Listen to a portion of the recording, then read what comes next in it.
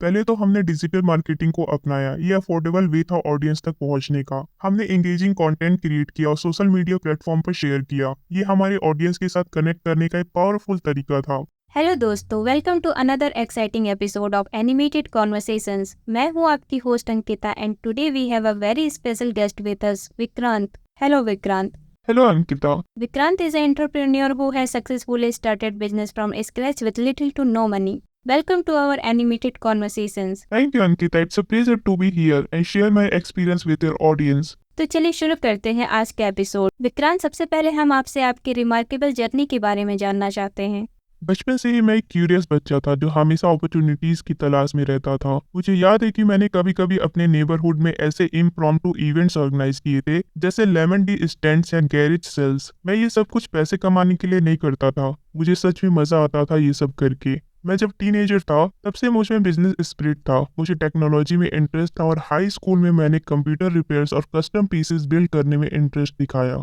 ये मेरा पहला एक्सपीरियंसेस था जहां मैंने हॉबी को एक छोटे से बिजनेस में कन्वर्ट किया।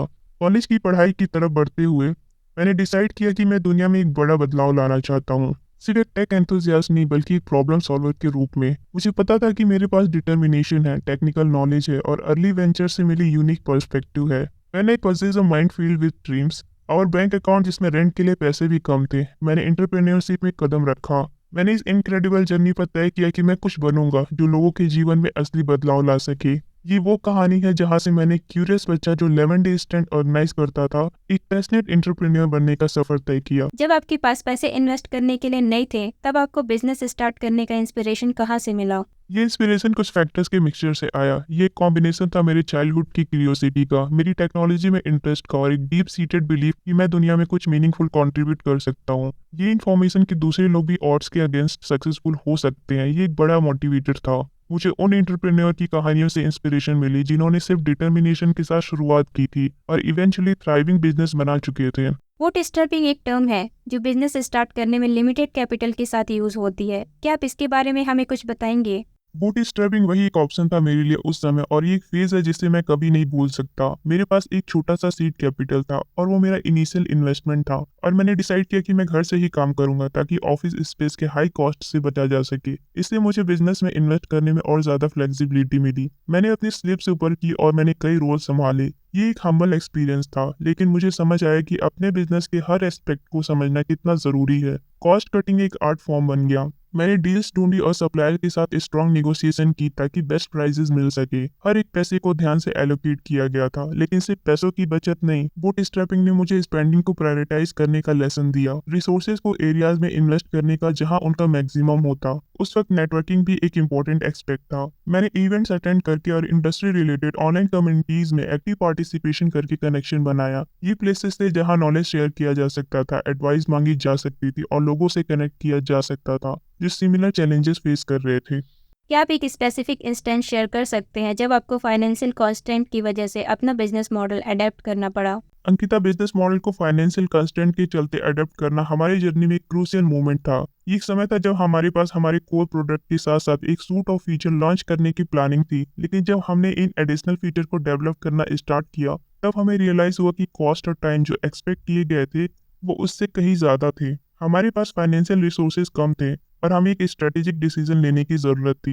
तो हमने डिसाइड किया कि हम फोकस सिर्फ अपने कोर प्रोडक्ट पर करेंगे। इसका मतलब था टेम्परेरीली एडिशनल फीचर्स को पोस्टपोन करना जो हमने एनविजन की थी। ये एक मुश्किल डिसीजन था क्योंकि हम उन फीचर्स की वैल्यू में बिलीव करते थे, लेकिन जब देखा गया तो ये सही चॉइस थी। अपने कोर प्रोडक्ट पर फोकस करके हम रिसोर्सेज कंजर्व कर सकते थे, एक हाई क्वालिटी सॉल्यूशन जल्दी डिलीवर कर सकते थे और जल्दी से रेवेन्यू जनरेट कर सकते थे। नो मनी से बिजनेस स्टार्ट करना डाउट और फियर की वजह बन सकता है। आप मोटिवेटेड कैसे रहें और इन चैलेंजेस को कैसे ओवरकम किया? अंकिता, आपने एक ऐसे टॉपिक को छुआ है जो कई एंटरप्रेन्योर को फेस करना पड़ा है और ये इंपॉर्टेंट है कि आप ऐसे डाउट्स और फियर को एक्नॉलेज करें जब आप बूट स्ट्रैप कर रहे होते हैं और रिसोर्सेज लिमिटेड होते हैं, तो डाउट्स आसानी से आपके अंदर आ सकते हैं। मैंने मोटिवेटेड रहने के लिए कुछ स्ट्रेटेजी डेवलप किया है जो मुझ में चैलेंजिंग मूवमेंट में नेविगेट करने में हेल्प करती थी। सबसे पहले और सबसे जरूरी, मैंने अपने विजन को फोरफ्रंट पर रखा। जब भी डाउट आता मैं अपने आप को उस बड़ी पिक्चर की याद दिलाता था और ये मुझे दोबारा मोटिवेट कर देता था। मैंने भी दूसरे एंटरप्रेन्योर की कहानियों से इंस्पिरेशन लिया,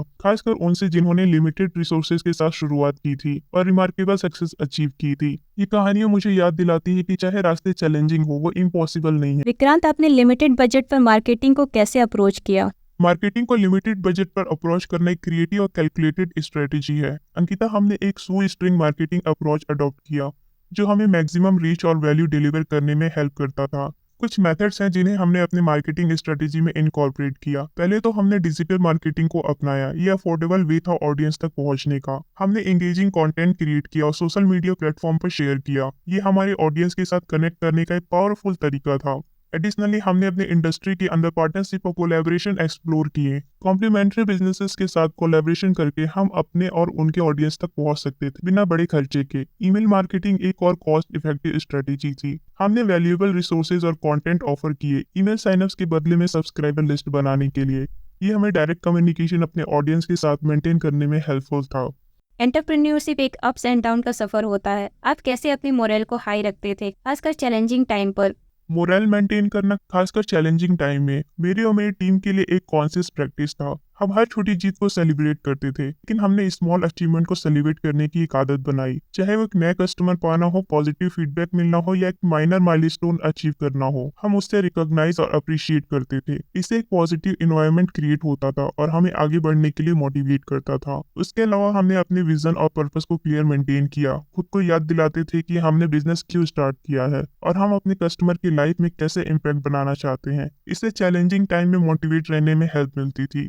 फाइनेंशियल मैनेजमेंट बहुत इंपॉर्टेंट होता है, खासकर जब रिसोर्सेज लिमिटेड होते हैं। आपने अपने बिजनेस को अर्ली स्टेजेस में फाइनेंशियल मैनेजमेंट को कैसे अप्रोच किया? फाइनेंशियल मैनेजमेंट हमारे बिजनेस का एक ओरिजिन पॉइंट था और हमने इसे मेटिकुलस केयर के साथ अप्रोच किया। पहला और सबसे जरूरी बात, हमने एक लीन बजट मेंटेन किया, हर खर्च को ध्यान से एग्जामिन किया और हमने एसेंशियल को प्रायोरिटी दी। कैश फ्लो मैनेजमेंट एक टॉप प्रायोरिटी थी। हमने एफिशिएंट इनवॉइसिंग और पेमेंट कलेक्शन प्रोसेस इंप्लीमेंट किया ताकि हम स्टडी कैश फ्लो मेंटेन कर सके। लेट पेमेंट्स खासकर बूट स्ट्रैप बिजनेस के लिए हार्मफुल हो सकते हैं, इसलिए हम क्लाइंट्स के साथ डिलीजेंटली फॉलो अप करते थे ताकि कैश स्मूथ तरीके से फ्लो करते रहे। बजटिंग और फोरकास्टिंग रेगुलर प्रैक्टिसेस बन गई। हमने डिटेल बजट क्रिएट किए जो एक्सपेक्टेड और अनएक्सपेक्टेड एक्सपेंसेस दोनों को इंक्लूड करते थे। मुझे और मेरी टीम को फाइनेंशियल लिटरेसी में इन्वेस्ट करना भी इम्पोर्टेंट था। हर एक टीम मेंबर को हमारी फाइनेंशियल गोल्स, एक्सपेंसेस और कैश फ्लो के बारे में समझने में हेल्प मिलती थी। इससे उनका कंट्रीब्यूशन हमारी फाइनेंशियल स्टेबिलिटी को मेंटेन करने में हेल्पफुल था।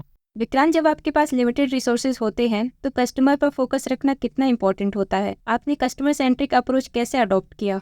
कस्टमर सेंट्रिसिटी हमारे बिजनेस के डीएनए का एक इम्पॉर्टेंट पार्ट था। लिमिटेड रिसोर्सेज होने पर ये और भी इम्पॉर्टेंट होता है क्योंकि ये आपके कस्टमर के नीड्स और प्रेफरेंसेस को डीपली समझने और उनको सेटिस्फाइड रखने में हेल्प करता है। पहला और सबसे इम्पोर्टेंट स्टेप था कस्टमर फीडबैक कलेक्ट करना। हमने सर्वे, फीडबैक फॉर्म और डायरेक्ट कस्टमर इंटरेक्शन का यूज किया। ये हमें समझने में हेल्प करता था कि कस्टमर क्या चाहते हैं और हम कैसे उनकी नीड्स को एड्रेस कर सकते हैं। कस्टमर सर्विस हमारे बिजनेस का एक स्टैंड आउट फीचर था। हमने इंश्योर किया कि हमारे कस्टमर हमसे खुश हैं और उनके साथ एक एक्सीलेंट कस्टमर एक्सपीरियंस हो।